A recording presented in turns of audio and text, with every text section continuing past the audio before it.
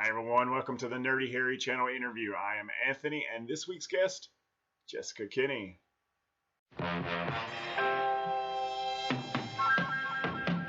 Jessica Kinney is a character. A really fun character. Alright, a really fun and talented character. Whether she's been in commercials, starring in music videos, starring in movies, and even doing her very own video shorts. And also co-starring with her comedy partner in crime, Jolene Kay. Jessica Kinney goes all in on all her characters, and she makes you watch and laugh.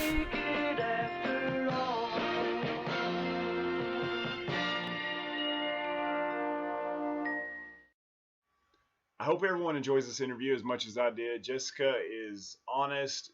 She was funny. It was entertaining, and I just love this interview. So please enjoy. So wow. Was it extreme diarrhea or was it just a mild diarrhea? Oh, well, have you ever heard of bulldogging? No.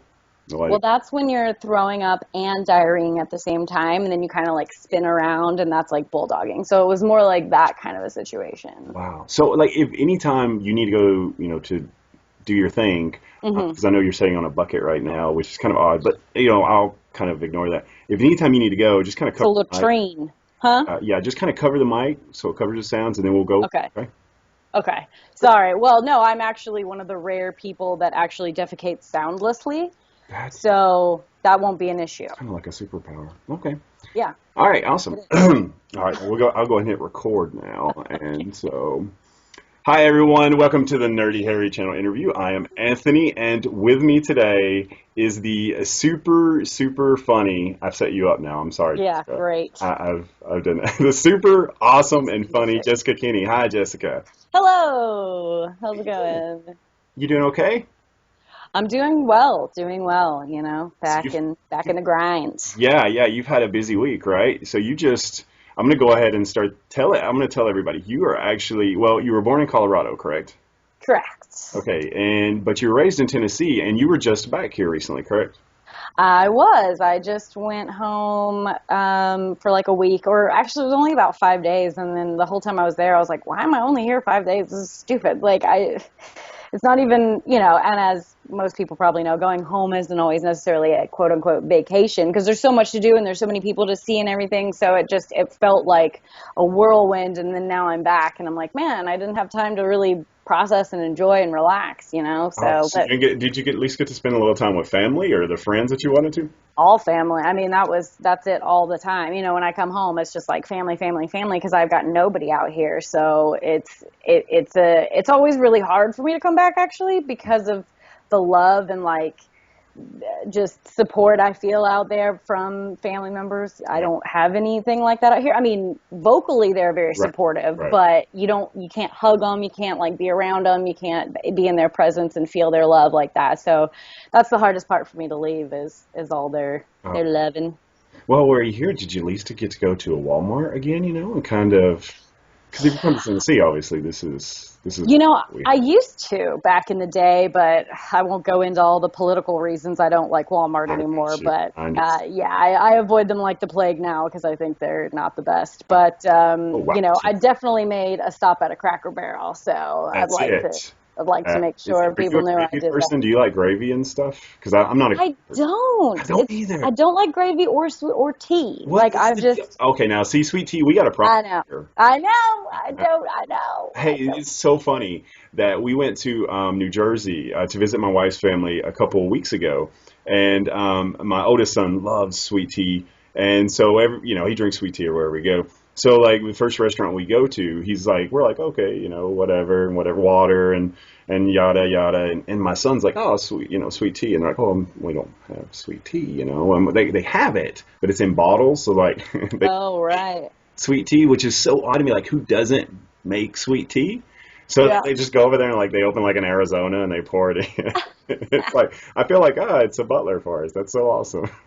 Butler.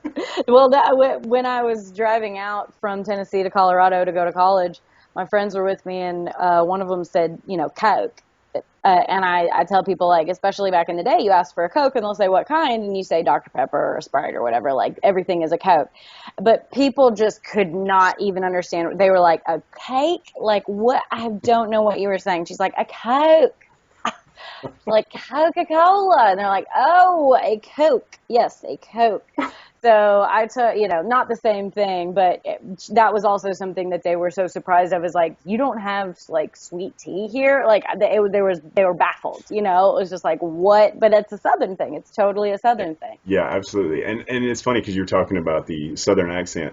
I try to cover mine as best I can until I go back and listen to myself videos or interviews. I realize that, people that are listening to interviews going, wow, this really dumb person is interviewing these really great people, these poor people, the way that he sounds, listen to him like, I was wondering, did you, growing up, do you have electricity? I mean, because it's basically, essentially probably what it sounds like.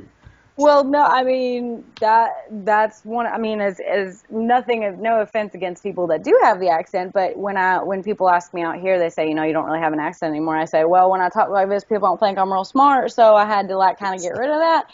I'm like, it's not like the Georgia, the Southern Belle, that's like kind of proper, and it's not like Louisiana, which has a little French in it, so it's kind of like interesting, and they have their own words and things. It's like pure heck. It's like, hey, y'all want to go hunting? It's like, there is no, I'm like, but out here it's kind of a commodity. People are like, oh, I wish you had more of a Southern accent.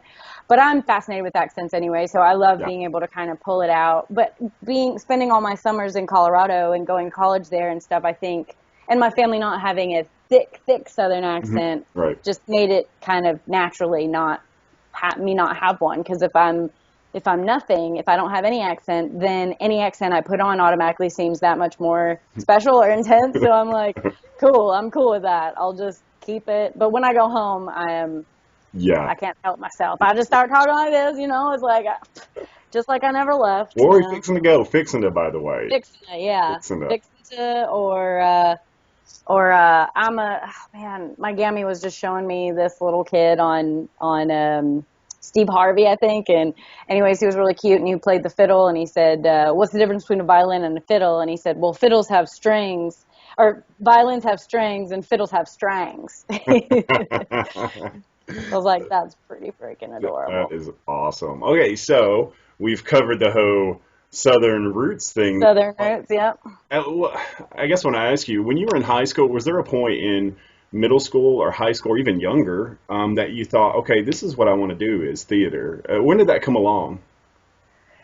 I always say I like popped out of the womb kind of performing, but because I had a young mom and a young single mom, and she still lived, with her mom, who was a single mom, and her brothers and sisters. So when I was born, I basically had 4 audience members at all times that were like late teens to early 20s. So it was like the perfect people to kind of like and I just would entertain them because I was the little kid and I was the first one and I was the only one. And so all my friends were their age, and I would always just find ways to entertain them. I just immediately die, or I get, and go up against the wall. And so I was pretty much constantly performing I would pretend to be them and like, act out things that they would say to each other. And sometimes they would be like, oh, wow, I guess I do that a lot, like make them think things about themselves. Be like, oh, can I have the car keys again, please? And they're like, oh, crap, I didn't notice I said it that often. But I would use I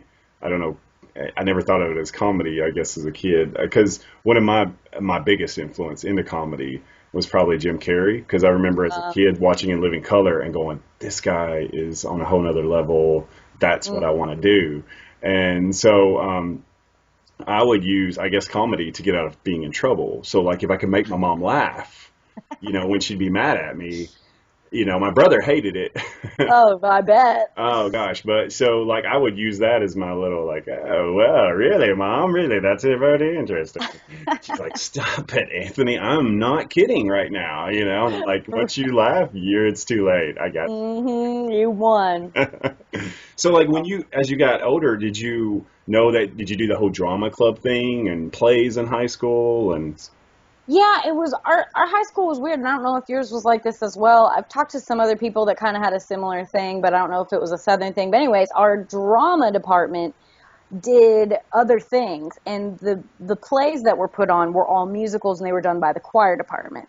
And I don't know why they did it that way, but that's how it ended up being. So I ended up doing more like just monologues and dancing. We did a lot of choreographed dancing in my drama class. really? Wow. Yeah, it was so I did a lot of hip hop and swing and tap and things like that, which I was already into dance anyways, but so that's kind of what more my drama was about. The drama department, we would like analyze movies and things like that. It wasn't necessarily about the acting. I didn't like study acting until I went to college, and that's when but I kind of always knew, I think, like since middle school or early high school, that I was always going to be moving to California Wow.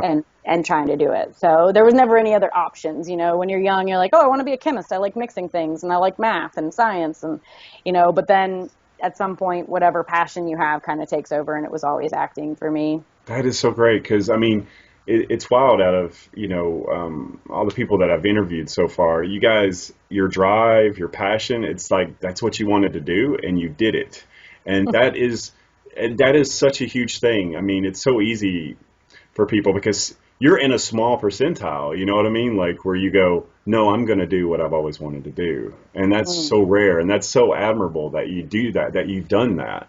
And so in that regard in yourself, I don't know if you see it as a success, but that's a success that you've done. That's so cool. That's so awesome to hear stuff like that.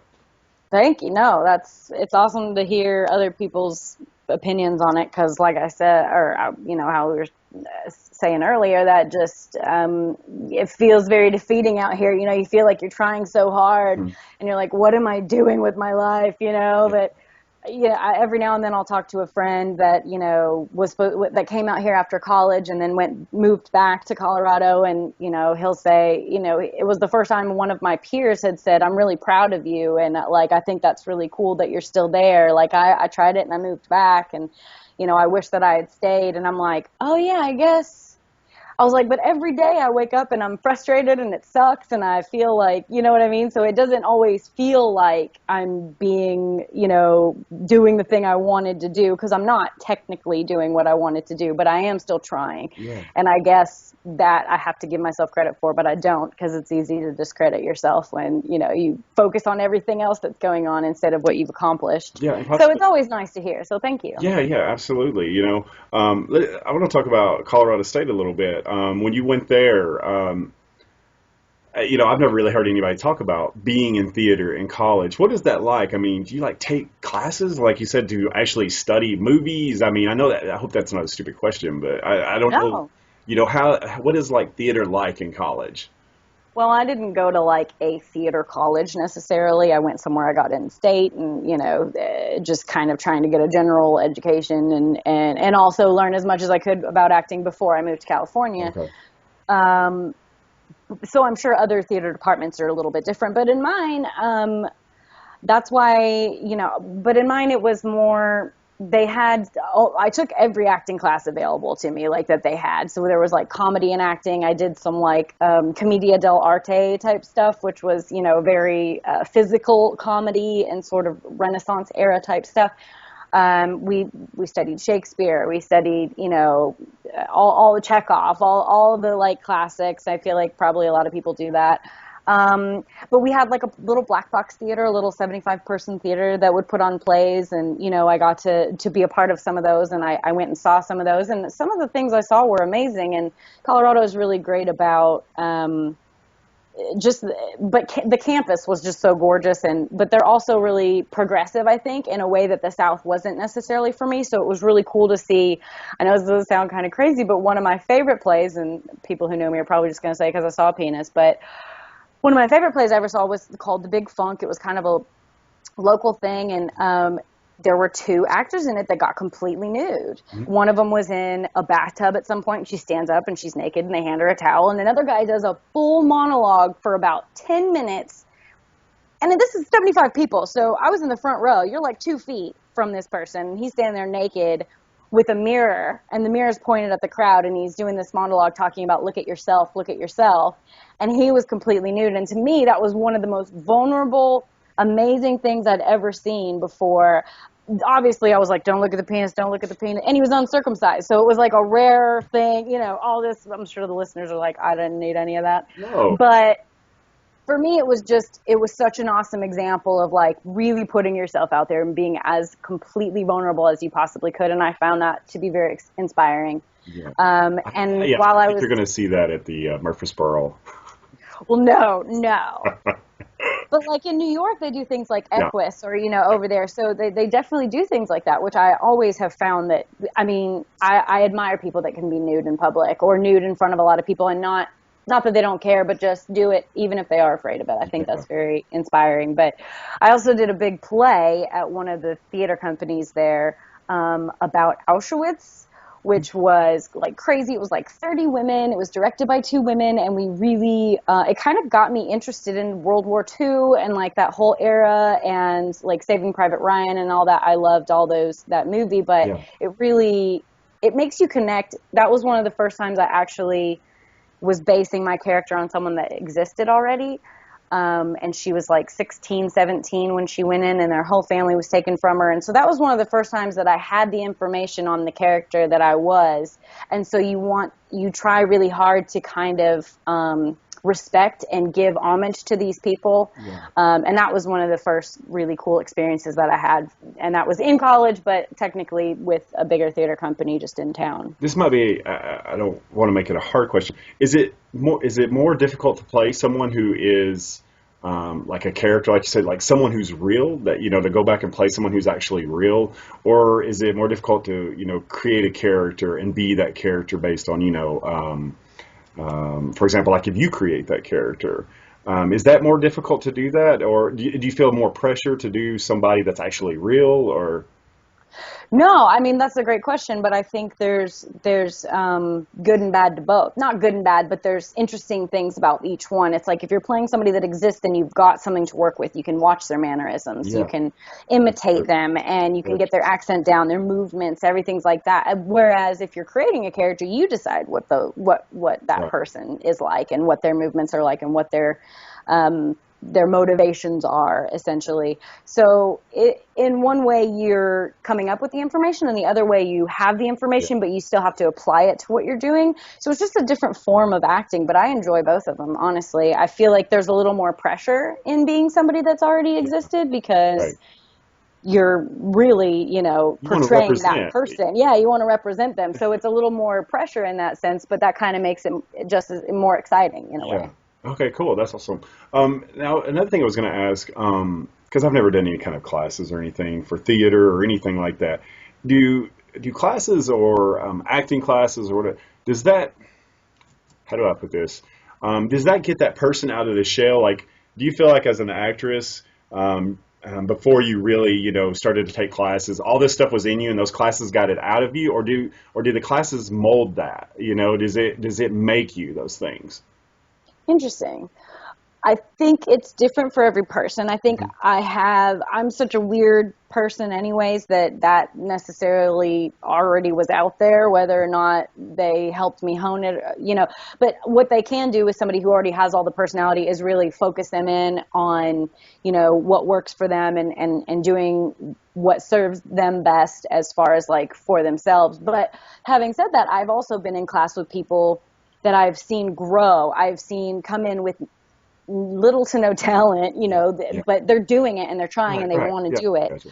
And then a year later, they're not going to ever get, an Oscar or anything, necessarily, but I've seen them grow as to what they can do for themselves. So I feel like that was kind of put there for them, and they learned, there are always things you can learn, and Yeah. there's tricks you can do, and there's things you can apply that will help you. And But techniques, I guess I would imagine as well. and techniques, but everyone's different. Some people, that's why there's like method acting, and then there's all these different teachers. That's why there's not like one overall thing that works for every actor, because it's very person specific. Okay, cool, awesome, great answer, thanks.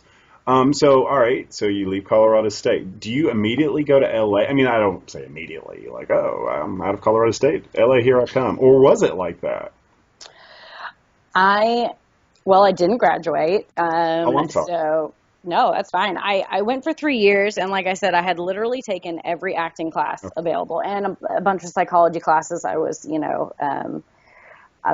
basically the same as Jolene. I was a psychology and theater major, and and I just realized at a point, I was like, I just don't feel like I can do anything else in this particular, Yeah, at this time, that will help me once I get there. yeah, I understand. So I packed up and moved, Wow. after my junior year. Great time to quit, right? But like one more year to go. But I also knew that, to be honest, having you know, a degree in this industry doesn't necessarily get you anything. But having said that, I do wish sometimes that I had like stayed and learned Mhm. more, just because I love learning, and but not that I can't do that now. But yeah, nothing could have prepared me for LA. It was like, I think probably, before my last semester, I just was like, you know what? There aren't any more acting classes out here for me to take. I feel like I've learned everything I can. The last things I have to do, all are doing to do with theater and like costume and makeup, which would have been fun, and like set design and things like that, which I did a little bit of. But ultimately, I was like, I want to do film, and I know I want to do that, and LA is the place to be, and so I need to go there. And so Wow, I did. that is so so gutsy to do that. And I've mentioned before, like, I admire you guys so much that you can just straight up go, you know what, I'm going for it. So like you get to LA, is it like, oh crap, now what do I do? Or do you kind of have like, okay, I think I know what I need to do here. What is it like? Is it kind of like a whirlwind when you first get there? Oh God, I had my like car and my little attached U-Haul, and Mhm. that was it. And I moved in with my cousin, who had actually just gotten a divorce, and so her husband moved out, and they had a two-bedroom, and I moved into the extra bedroom. Yeah. And So good news, you're not homeless. right, So I had a place to live when I moved out here, but I didn't have a job, and I had about $800 on me. So the my first and foremost was get a job, like yeah. get a job somewhere immediately, and then go from there. So I got a job, and everyone's LA experience is different. Mine, I was young. I was 21. I just turned 21, and so Wow. and I worked at a bar, worked at like a pool hall. So my first year here was more just acclimating myself to the town, getting to know everything, just trying to kind of figure it all out. Mhm. And then after about a year, I got into acting class, and that's when I started kind of booking stuff and getting things once I started taking that class. And that's where I met a lot of people that are still my friends now. Um, and that's, yeah, when things kind of happen. But it took me a little while to kind of get used to it and get used to the people here. And, very different than growing up in the South. Oh no, Very different. I can only imagine. Let me ask you a question, and I don't know if you remember or not. What was that first audition like? Like, okay, this is the first one. See, I was just listening to your interview with Jolene, and I was like, God, I was trying to think back to my first audition. I was like, I can't barely even remember my first audition. I mean, Okay, my what was very your first ninth one. audition like? Well, the one thing I will say about when I would first auditioned here is I was obviously very green. I didn't really know what I was doing. So I probably did things in the room that I shouldn't have, or some of the things that, I don't even do now that I could have done. It's so insane to me, because when I first got here, black and white headshots were the thing. Like, that's what I got when I got here, was black and white headshots. That was like 13 years ago. And she was like, oh, some people are kind of doing color, but it's still black and white. And I was like, oh yeah, no, let's do black and white. Like, who would ever go to color?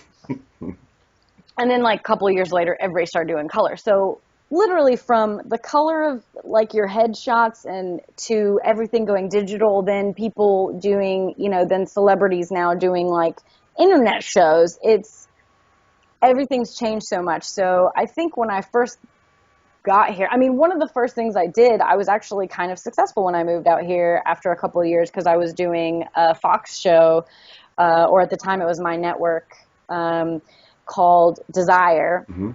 And I remember auditioning for that because that was my first time kind of being on a bigger lot, and they had not auditioned me. They just let me go to the callbacks immediately, and I did not know what I was walking into. I had no idea. They had 2 different characters for me to read for, and when I was in the room, they had me read for one, and then I was like, oh, can I read for this other one? Which, like, now a lot of people say, like, don't necessarily ask. I mean, you can, but, like, they'll let you know usually. So it was all these things, and I ended up booking neither character I auditioned for. I booked a third character that they just decided I'd be good for. And that's very different probably than how things would happen now. So what I was doing then was, I guess, working, and maybe I got too self-conscious in the meantime. But yeah, I think everything was so intense when I moved out here. It was like I was figuring it all out on my own for the first time. So I guess everything was kind of new and exciting, and I didn't know what to think. So I'm sure I just lumped my first audition in with all of those experiences. Has it changed? You kind of talked about that a little bit. Has it been that drastic of a change from when you got there to now? I mean, as far as the auditioning and the steps and the processes, and how has it changed, I guess? Man, I mean, I know you alluded a little bit to it, talking about, especially with the digital age that we live in now. But I guess if you could be a little bit more specific about that. Yeah, no, of course. I mean, I talk about this constantly because I find it very frustrating, which I need to stop finding it frustrating and just get over it and just, adapt to it. But I'm Talk to us. Oh, sorry. Well, Get it on. I get really frustrated because I feel like as soon as I figured one part out, then it changes. Like I said, I was like, oh yeah, black and white pictures for sure. Who would ever do color? Then all of a sudden it was color. Then all of a sudden they were digital. Then it was like, then you have to look good in a thumbprint size, picture instead of an actual 8x10 that you'd hand them. Then it became, now people are doing stuff online and like doing things online too. Okay, now people are becoming famous from doing like little YouTube videos and things. And then it became Vine. So it's like 8-second videos people are becoming famous off of. Wow. And now it's social media, and everybody's like checking how many followers you have and how many times you post, and like, so all of that has just come about in the last 10 years. I mean, it's growing exponentially, obviously, technology is, but it's the same in this industry as it is with, scientific achievements, and everything is growing that way, but it's hard to keep up. And of everyone I know, I have the least experience on social media. Like, I don't even know how to use, like, Snapchat. I, got it, but I still have no idea how to use it. I don't know what that is. I don't understand it. This whole Pokemon Go thing is just, like, weirding me out. I don't know why anybody cares.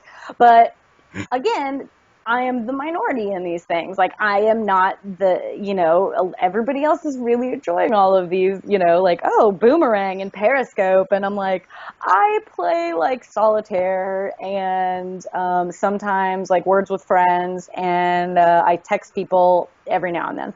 But that's it. I'm like, I've tried and I've tried. I'm just not a social media person. But I'm trying to get better because I know that that's something to look at, which I think is absolutely ridiculous. I mean, 10 years ago, you would have never been considered for a role because of how many followers you have. I think that's just... That really happens? You're kidding me. Come on. Oh, no, not at all. And it pisses me off because I think that's just... But at the same time, I mean, think about it. Back in the day, you would be hired based on other projects that you'd done. So how much money you could bring to the table, how many audience members you can bring to the table. Now it's just like everybody has the option to show that, which is frustrating. There's just an overload of content out there. So before, think about it, even 5 years ago, let's say, you would be like, everybody had seen the same films. All the same films were out in the theaters. You were like, oh, did you see that film? Did you see this film? Now it's like, oh, this was a straight to Netflix like show, or this was a straight to DVD movie, or this is just a web series or something like that. So there's just so much content out there. Whereas before, it was like my dream to just book a movie with Tom Hanks and go and film for 4 months somewhere and have the world watch it, and now he's doing films that are straight to DVD and things like that. So it's just, it's unheard of. You wouldn't have heard of like Kevin Spacey, a huge actor, doing a Netflix show, or Jessica Lange doing a TV show, people like that. It was considered beneath you if you were a film actor to do TV, and that's all changed. Yeah, it's so funny because you were talking about the whole YouTube thing, like, because a couple years ago, I guess it was 2.5 years ago, is when I first got on YouTube. I was actually working weekends at the factory that I was at, and so I had time during the week to, like, because my boys were at school, so I had all this time during the daytime, and my wife was working. I was like, what am I going to do? And so I used to do some amateur nights and stuff in my early 20s because I loved comedy. I'd always wanted to be a stand-up comedian. That was just, like, to me, the ultimate goal. And goal, excuse me. I said goal, whatever, myself, sorry. But anyways, so I was like, you know what? I'm going to try. I had this idea for a really stupid video, like a hiking video. So I went out and I filmed it and I showed it to my wife and she loved it. And I was like, maybe I should just, like, throw this on YouTube or something. And so I start making these videos every week because I have this time now to do it.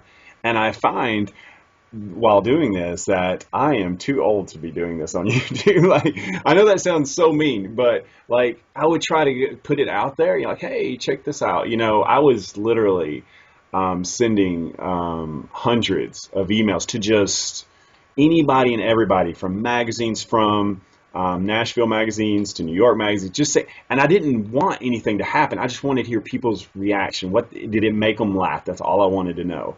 And so you would hear, out of the hundreds I got, I maybe heard from one guy from Fangoria magazine who actually emailed me back and said he thought, hey, I had a review in that magazine. Yes, I know. From one of my movies. Wedding Slashers, correct? Yeah, that's awesome. That's so awesome. So we have a connection here. Yeah, that's so cool. What did he say? Yeah. And what did the guy say? Yeah, and so that, like, once I got that, hey, this is really funny and yada yada, you should check into websites. And I just remembered recently that he's the one that actually mentioned indie.com to me. What? Really? Yeah. And so, awesome. Yeah. And so anyways, I was like, well, let me try this. Let me check out this indie.com. And I told my wife about it. And what's amazing about my wife, Nicole, is she's so supportive and my biggest fan. And even, like, on my days where I think it's the most stupidest thing and I don't get why I'm continuing to do this, sometimes she's like, because you're good at it. And, and she's so amazing that way. So anyways, to get back to, I guess, circle back to indie.com, when I went to indie.com and posted my videos, and I if you had heard also in Jolene's interview, you and hers video, the audition video where you did your little Minnesota thing, was so freaking hilarious. And it scared me because I was like, oh my gosh, these people are really talented. I cannot hold a candle to these people, but I'm going to try it anyways, just to see how it goes.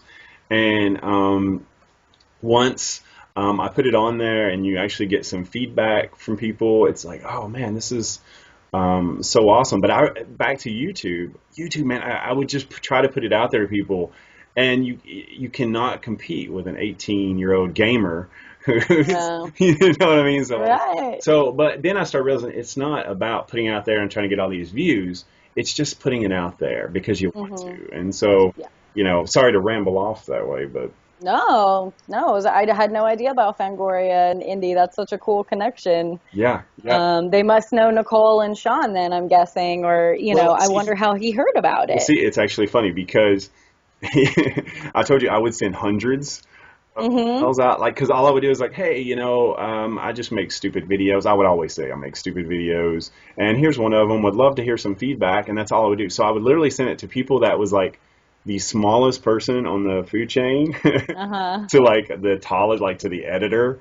And so I think that person was like really, really, really down low. But it was so awesome that he took the time to do that. Yeah. I'll never forget that it means so much when people take the time to go, hey, great job. And I just so appreciate kind people. And that made my day. And I'll never forget that. So. Oh man, kind people. That is a rarity Just, sometimes, I just feel have like, to look that up in the dictionary. Kind. Yeah, what is kind people? What is that again? How many How do years you ago was how do you that? spell that? Yeah. Gosh. So, like, you talked about what was that like when you got, that compliment in Fangoria magazine? Was that like, oh, let's frame this and this is so awesome? Hey, everybody, by the way, did you get Fangoria this week? It's pretty awesome, you know? Oh, gosh, that is one of the things I am very bad about is self-promotion. I am really not good at promoting myself because I don't know, I'm weird with compliments. I've just learned in the last maybe 5 or 6 years to actually take a compliment and just say thank you and not try to get out of it and be like, well, we disagree or, like whatever and just Well, you're say, wrong. I suck, but thanks for having yeah, exactly. Yeah, exactly. I'm like, nobody wants to hear that. Just say thank you and move on, like just whatever. So I was very bad at promoting. So I'm still very bad at self-promoting, which is again why I'm never on like you. I'm like, who cares about what I have to say about this stuff? But like everybody else seems to think that everyone will care about what they have to say. So I don't know. I just the way I grew up with. But anyways, No, um, I said I'm thankful. You underestimate though what you can do. I mean, you have experience in LA. You have talent, obviously, in writing and acting. So, I mean, don't sell yourself short. I mean, this is something tons of people have probably told you, but people need to hear that though. Sometimes you have it, so share that and don't be afraid to talk about it. Absolutely, I think. yeah, it's an insecurity thing, and a lot of actors are insecure, and especially comedians, and that's why we do what we do because we spend so much time, or I spend so much time, like trying not to cry or not be sad. That Yeah. if I can make someone laugh and be laughing myself at the same time and be kind of goofy and out of my head, then it's a good day for me. Yeah. And Um, comedians though don't. And I might be wrong in this, but I'm just speaking from. This is going to be sound so sad, but I don't mean it in the way that. Don't all comedians have that sort of like that little bitty depressing thing about them? And because for me, I mean, I know like I wanted to make people laugh, and that's the only thing I wanted to do. I love that like I said earlier, Jim Carrey could make people laugh. I love that. So I just wondered, as a comedian, do you think? Uh, um, everything can be rainbows and sunshine and butterflies, or does every comedian have that little thing of darkness? I certainly think there probably are some comedians that do just have like, fun, great lives and they enjoy just making people laugh, but The they're sucky, right? probably, The real yeah, sucky comedians, they're the those crappy. ones, right? Exactly. But if you look at even like you said earlier, Jim Carrey was a big inspiration of yours. He had a really hard upbringing. He had a really Yes. hard childhood. Robin Williams. I mean, if you they're often paired with addiction, Yeah. depression, insecurities, major insecurities, but that's the whole point is to be the goofball.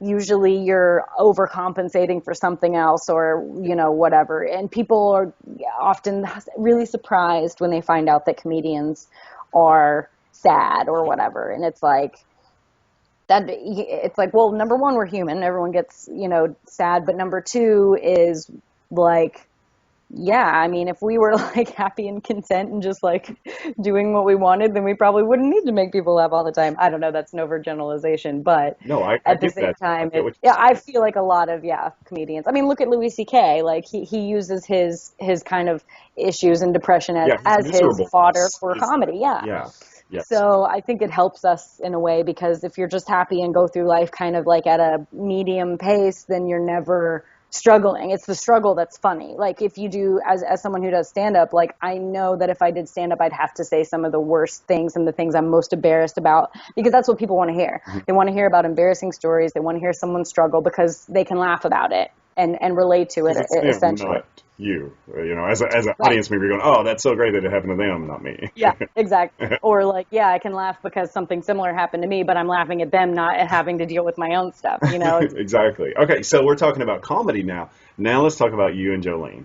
Okay, Okay. so how Okay. did? So just before I wanted to say the Fangoria thing because Okay, I yeah, had a go ahead. little I'm sorry. funny story about it. I just wanted to answer your question No, since I no, no. realized I did.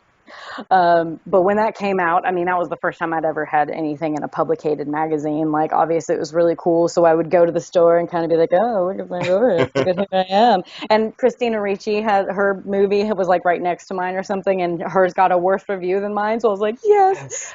Yes. So But awesome. my review in that was great, and so I was like, my mom must have like contacted this person and like like paid them to be really nice to me. But my boyfriend at the time was in the film.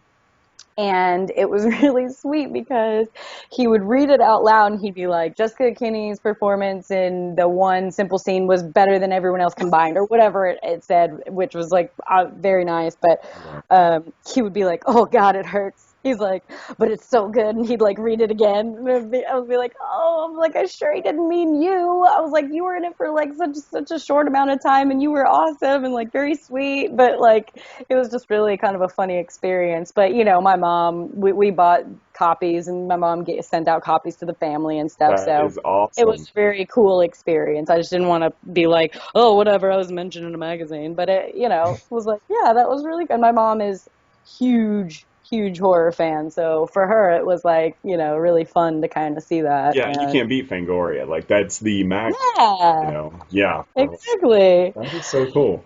Okay. So sorry. Yes, No, I guess. no, you answered my question. I appreciate that. Thank you. It's fine. So, like, you know, and I screwed that up because I didn't let you answer your question. You know what? This interview's over. No, I'm sorry. I was like, oh, sorry. I realized I kind of went off topic too. So, Jolene and I can't. Speaking of Jolene, we cannot have one conversation. When we talk, it's about 35 different conversations, and we get about 2 sentences out about each thing before we like think about something else and then talk about that. So, yeah, I'm terrible. I want to see the unedited, I guess, 40-minute video of you two in the car. Nobody wants to see that. Oh, trust me. The world needs to see that, Jessica. That would be. That I want to see that so bad. I loved that video and all these guys' videos. You guys, you know, I made her head really big when I talked to her about you guys, but I wanted to because you guys are really, really good at what you do. It's, you know, especially like the comedy part. You guys are on such another level that you get each other. And can you talk about that relationship? Yeah, no, it's always funny to me. We're both very kind of like I'm always very proud to be like Jolene's friend. You know, I'm always like, oh my gosh, she's in so many things and she's so awesome and everybody wants her and she's great and she's my friend. You know, like I like take responsibility for her. I'm like, no, I did that because I'm her friend. But I think something that's people often ask us is like, oh, don't you feel like you're competing against each other or anything? But I feel like the parts that we play separately are so different that yeah, I would agree. We get along very well in that sense. It's like Amy Poehler and Tina Fey. You know, we often compare ourselves to them or whatever because yeah, it's like they're so different, but they're of the same. You know, if I'm going to go into a Harry Potter, you know, reference, like they're made of the same feather, but they're different wands. You know, that kind of thing. They come from the same kind of weird. So that's kind of where I feel like we kind of enhance each other's weird in a way, in a good way. And you know, like she was saying in her interview, like she's the more sciencey, analytical brain, and I'm the more like kind of all over the place emotional brain. So I think they go very well together when you kind of combine them. Wow, that is so cool. You guys that's definitely a great way to put it because you're so great at your comedy because you definitely have you know, I mentioned the other day on the Facebook post on our Facebook post Nerdy Harry channel that you remind me a lot of honestly, I swear, if Jim Carrey and Jeannie McCarthy had a kid, you would be it, Jessica. Like, seriously, you have that much. Because Jim Carrey, to me, already is, like, to me, like, the greatest comedian of all time. But, like, Jeannie McCarthy, back in the day, like, people really sell her short. Like, she had the show, like, Jeannie McCarthy show on MTV. Like, maybe more people watched it. But, I watched it. I remember because after they did she did the thing with Chris Hardwick. I was like, singled out. Yeah, singled out. Exactly. I loved. Like, I was always watching. That was when MTV still had like music and shows. Wait, MTV had music. That's music TV. Yeah, they had music. Like VH1 as well, and right. VH4 and VH17. But no, yeah. So like your comedy reminds me a lot of Jeannie McCarthy, like that combination of Jeannie McCarthy, Jim Carrey. It's just a physical. It's face. It's you know, and that is so awesome. And Jolene's comedy as well is also different, like you said. And when you guys put it together, I would never even think of seeing that competition there because I've never seen it. And I see like just this, oh, there you go. we're together and all this great comedy is like it is great. Everything you guys do is gold every time to me, and I always look forward to it. And it's so awesome that you guys have not just this partnership in comedy, but just this great friendship as well, and it comes through in the videos. Oh, well, thanks. That's awesome. You know, it's funny, speaking about a recent situation, is Jolene I needed to perform something, a scene for class, and she had given me 5 or 6 scenes that she thought I might like, and I picked one, and she's like, oh, I knew you were going to pick that one, you know, and she's like, I could totally see you doing it, and she was like, oh, I can't wait to see what you do with it, you know, and I feel like when we do stuff for indie, even, it's always fun when we have the same material, but we do it so differently, but neither way is wrong. I mean, that's what I love about acting, is that you can, you know, say anything any way you want to and bring whatever you come up with to the role. And that's what's so interesting about watching amazing actors, is that you're like, where did they come up with that? That's so cool. But like, that's what makes it so interesting to work with each other, because I feel like we are both kind of excited to see what the other one's going to do, you know, Right. knowing it'll be so different than us. Okay, so that being said, I have a quote from Jolene. Ah! Okay, so Oh, here's what no. Jolene had to say about you, Jessica. Working with Jessica often turns into a fantastic competition to see which one of us can make the other laugh harder. There's the competition there, but in a good Yeah, way. that's true.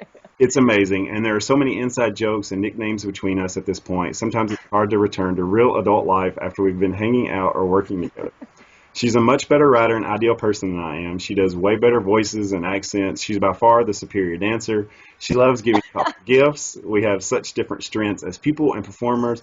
I constantly learn new things by collaborating with her. Her huge heart has helped make me a better human being. She's helped put me back in touch with my inner kid. Also, she pooped my pants once. That's how you know you're best friends with someone. And now, hopefully, you have video of her laughing or making some glorious. Oh my gosh. Oh man. That is I can edit amazing. that if you want, but if you're cool with it, that was great. No, oh my gosh, that time. Did she explain that Oh, situation? oh, Oh man, I'll kind of sum it up, but it was, we were playing a game, and it's actually a really cool game, and that's one thing that they're really great about, her and Daniel, is really having people get to know each other in fun ways. two great And people, by the way. Both of them are just great people. Daniel and oh yeah, they're really great, and they're so good about doing things like that. And so they had everybody um, send in this. They had a questionnaire for everyone, and everyone filled out these things. And it was like, oh, what's something crazy that happened to you, or like, you know, all these things. And so, anyways, then you get into groups and you read something aloud, and you say, who did this happen to? And you give okay. 4 options of the person. And and and then everybody else has to guess who it was. And the one thing was like, the sentence was, I pooped my pants in like, you know, elementary school or middle school or whatever it was. And without even questioning it, like, everybody seemed to be really confident it was me, like, immediately. And I was like, what the hell, guys? What And conversation it do ended I up being have? Jolene. Yeah. So it was like, everybody just assumed it was me that shit myself, like, automatically. I'm like, why me? And it ended up being Jolene. So ever since then, I have pooped her pants, or, you know, that just became like, I pooped Jolene's pants. That's where that came At from. least you So clarified that. yeah, no, I did not physically poop her pants, but like, in emotion, I pooped emotionally in her pants. I'm sure when she listens to this, she will be rolling. This is so great. That was so. Thank you so much, Jolene, for giving me that quote about Jessica. And that was so great. Okay, so now we're gonna start wrapping this up here, but I have Okay. 10 questions for you. Are you ready? Oh, geez. Okay. Okay, so first question: Lord of the Rings or Star Wars? Lord of the Rings. I have a tattoo in Elvish, so I have to Oh, say you it. got my number 5 question. Okay, Oh, fine. sorry. Okay. No, no, no, no. Lord of the Rings. That's Lord of the Rings. okay. Sleeping in or getting up early, bright and early. Sleeping in. Okay, all right. If you could go back in time, or let's not even say go back in time, if you could be in any movie of all time, which would it be? Oh my gosh. Alien. Aliens. Aliens as Ripley. Oh, wow. That's so you like, are you a hardcore aliens? Oh yeah. So are you ready for, I think it's five that's going to be coming out soon, right? I don't know how I feel about it because Prometheus was such a disappointment and I was so excited about it. So Yeah. I don't know. Yeah, You that hated it or just didn't like it? I hated it. I Oh, mean, not hate. Hate's a strong word. I just really I was such a fan of Alien and disappointed? Really Aliens. disappointed. Yeah, and I was very disappointed. I was disappointed in the plot holes and a lot of things like that.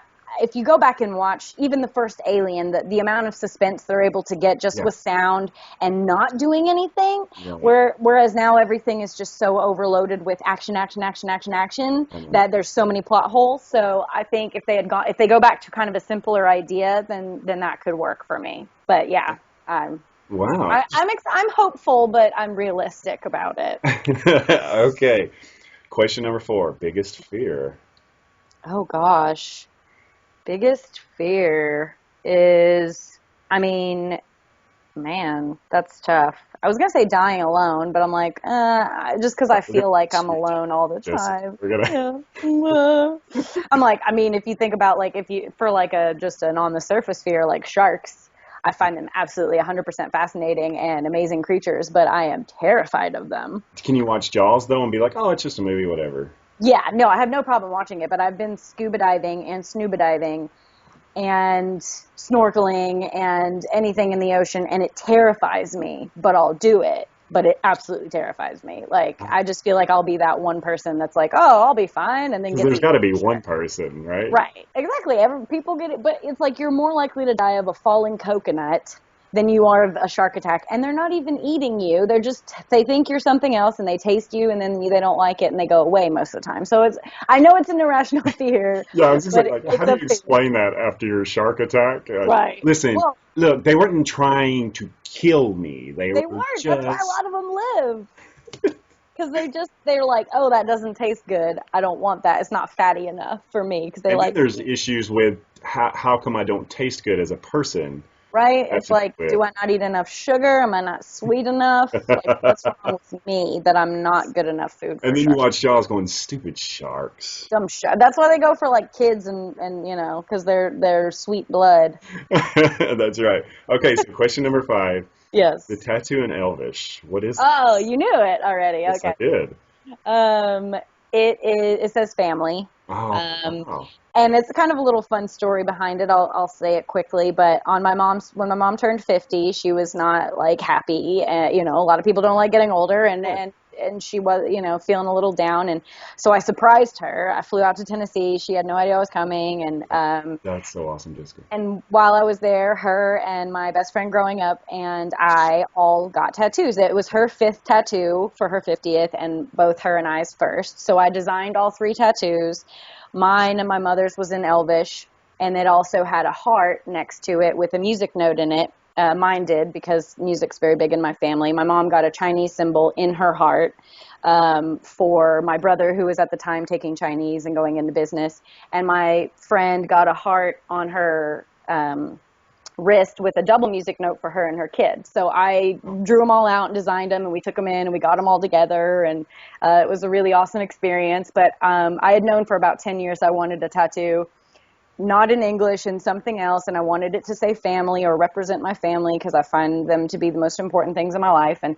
Um, and then Lord of the Rings came out, and Elvish is a beautiful, like, calligraphy, and I love elves and just the way that they live off the world, and I love that they're immortal and gorgeous and tall and everything about them. So I was like, you know what? I'm gonna get tattooed. I'm gonna get nerd tattooed right on me. That's what I'm gonna do. I just figured it would say like Legolas or something. No, I'm not that much of a nerd, but the elves do value family, a lot too. That's So that's something else I love about them. So I just I love being immersed in that world. that Uh, is so cool. That it's so awesome. Okay. Thanks. Question number six. Most embarrassing moment Oh God, I probably have tons of them. in your pants. Pooping Jolene's Jolene's pants. pants. I'm Yeah, sorry. it was. Yeah, I didn't poop my pants, I okay? know. Jolene pooped her pants, and then I pooped her I'm pants, sorry. but I never pooped my own, which is what everyone assumes. I might as well just say that's my most embarrassing moment when I shit myself, because that's what everybody thinks anyways. I'll edit it to where you just said that one. Right. Okay, so question number 7. Last movie to make you cry. Oh man.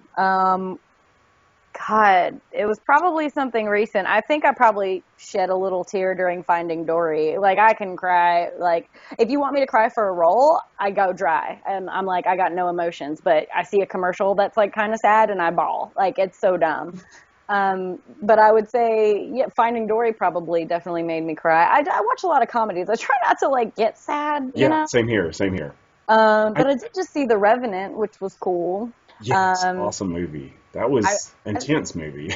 it was intense. I think I might have, gotten teary-eyed, and I thought Whiskey Tango Foxtrot. I got a little teary-eyed about like the I haven't love seen it. story in that.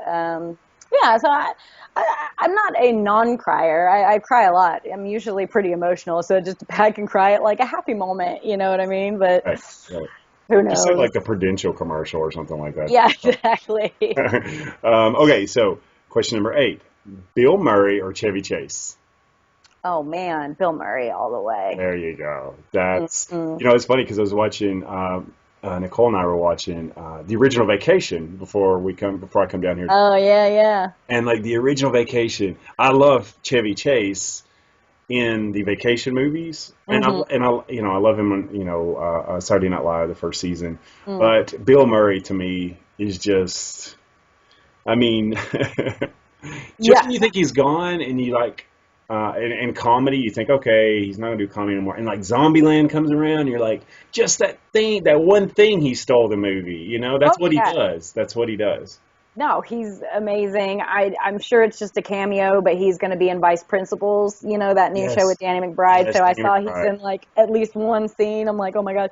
He was in Get Smart. Did you see that movie with Yes, Steve Carell where he's in the yes. tree? He's the guy in the tree. He's like, nobody wants to talk to a guy in a tree. Like, What About Bob and Groundhog Day and Ghostbusters? I mean, you can't beat it. And another thing is, I also, as I got older, I started finding out a little more about the actor themselves. And Chevy Chase apparently is not No, good to work with, I according to literally everybody. So yes. I lose a lot of respect for people, and it affects the way I view their acting even. And I go back and watch Chevy Chase just being like, yeah, he plays a jerk because he's a jerk. You know what I mean? And Bill Yeah, that's Murray so is so true. versatile and plays so many interesting people because he's an interesting and amazing human being. And that to me is just as important as being a great See, actor. that would scare me so much about being an actor.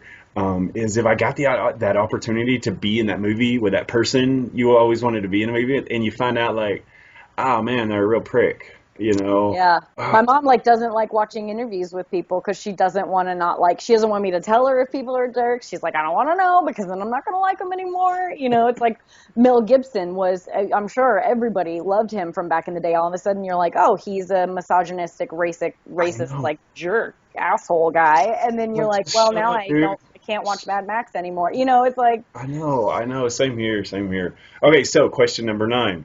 "Uh-huh. All right, this is a serious one here. Oh. You're on a date, Mhm. and you're in a car, and the What's other what's a date?" a date, a date with a person, and you're getting to know Mm. them, and Mhm.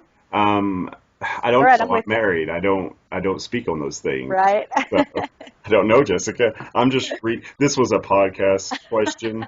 Like I told Jolene, I just Google podcast questions. All right, sorry. I'll look up date later. All right, so you're on a date and you're in the car with the other person and they fart. Do you Mhm. acknowledge the fart? Ooh, good question. Um, do do I Do you acknowledge crack it? the window? Like, do you even just like, hit the window a I little would. bit? You know what? If it was silent, or no, if it smells, I would acknowledge Smells. it. Yes, I probably would say something like, "Really, first date?" I'd make it fun, hopefully. But I feel it's like Ellen has in her stand-up. She talks about when someone spits on your face and you don't wipe it off, and she's like, and you both know it's there, but nobody wipes it off. She's like, "What are you afraid you're going to offend them? Like that you wiped their spittle off of your face?" And it's Yeah. like the same thing. If they fart and it smells, I'm not just going to sit there and be like, "It doesn't smell." I want the kind of relationship where if something funny happens, even if you're in bed with them, that you can laugh about it. I mean, that's life. Like, stuff happens. You should be able to laugh and goof around. I'm such a goofball that I don't fart or anything in front of people, but if I did, it'd be very embarrassing, but I would hope that someone would. And you always have the story too, like first date fart, Yeah, exactly. So it could You be can a always fun talk thing. about that. Like, remember Instead of just being like, short breath, small breath, small breath. Like, no, don't make yourself miserable. Acknowledge it. And if that person isn't going to be able to joke around with you about it, then they're probably not going to be good for you anyways. Right, that's so true. Oh, wow, that was nice there. And they're probably not going to be good for you anyways. Yeah, exactly. Okay, so question number 10, the last one. Last time you said y'all. Like earlier today, maybe Oh, even in yes. this interview. Like, I text y'all. I don't even say, like, yeah, y'all is a staple in my vocabulary for sure. Represent. Oh, yeah. I wear cowboy boots all the time out here because I get compliments on them. I'm like, gotta represent Nash Vegas. Or, Murfreesboro, which not everybody knows, but Nashville everybody knows, so. Yeah, everybody knows Nashville. You go Murfreesboro, Tennessee, and Like, what? I'm like, there's a college there. It's not that tiny, well, that but makes it official. yeah, exactly. But Okay. nobody knows them. So, Jessica, first off, I want to thank you, or, did I say first off? Lastly, thank you. Edit. We'll start over. None of this was recorded. Okay, let's start. Starting now. Hey, everyone, welcome to the Nerdy Harry Hey, Review. hello. Wait for it, Jessica. I got to Oh, introduce you. Jeez. I'm on. Okay. Jessica, thank you so much for doing this. I've told everyone, and this is so true. Please know, you guys all inspire me. At some point, whether it's your comedy or whether it's just things that you post on Facebook or your videos, your acting. I mean, you guys all have inspired me, and it's such an honor to have you guys here. It means so much because, as I told you earlier before I even started recording, I'm getting to know friends, so that's what's the great thing about it, and I can't thank you enough for that. No, thank you for having me. I think this is great. And, I know we talked a little about indie, but I'm just so thankful for all the people that I've met through indie and how supportive everybody is. And I'm happy to have somebody kind of representing Tennessee, and everybody has so many nice things to say about you. And I'm like, that's because he's from Tennessee No. and we're good people. And If that's I'm representing awesome. Tennessee, we are in big trouble. Well, that's true. Not in the sense of like politically or anything. Okay, all right, gotcha. But I just mean But it is so true though, like kindness. Speaking indie.com. of a kindness, Yeah, there we go. Like indie.com, it is so cool how because of that, I didn't get into that enough, but I do want to mention that even with all my interviews with you guys that I'm fortunate enough to have, it is because of indie that I get the opportunity to do this. And I'm so thankful for that. And, if this is the first interview you're listening to, please go to indie.com and watch very talented people and learn from it and absorb it. And maybe in the process, you get lucky like me and make great friends as well. So.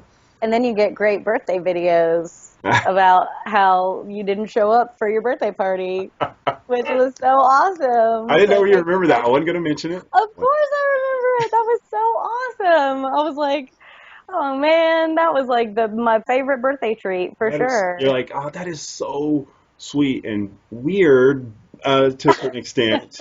No, But it was, so weird, you guys nice. took the time, yeah, to do that. I thought that was amazing. You took time out of your day to think of me and make a video, which was just great. So I really appreciate that. No, it's no problem. I use it for all my friends named Jessica. I've had that. I've had that for like 3 years. I hope that didn't ruin it, but I've. Well, now I'm gonna go poop Jolene's pants.